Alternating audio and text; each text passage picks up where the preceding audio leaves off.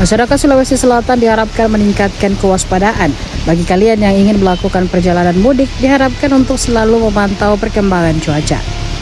Badan Meteorologi, Klimatologi, dan Geofisika atau BMKG wilayah 4 Makassar memprediksikan bahwa cuaca ekstrim berpotensi terjadi hingga momen mudik Lebaran.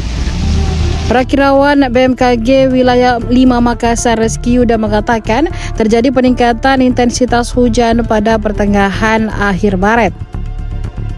Peningkatan curah hujan ini akan signifikan saat arus mudik balik Lebaran. Periode cuaca ekstrim dimulai hingga 15 sampai 22 Maret.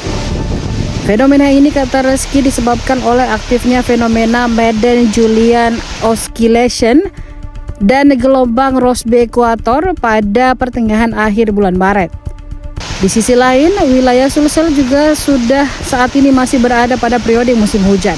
Karena itu, kombinasi fenomena ini dapat meningkatkan pertumbuhan awan hujan di Sulawesi Selatan, khususnya Sulawesi Selatan bagian barat dan selatan.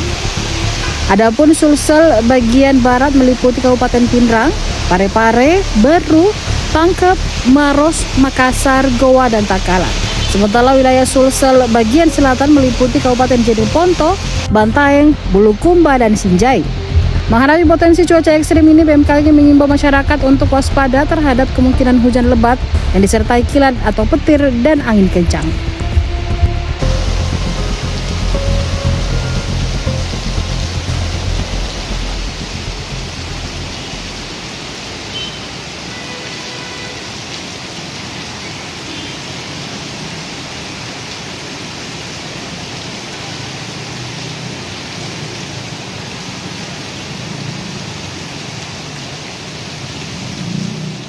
Download Tribun X sekarang, menghadirkan lokal menjadi Indonesia.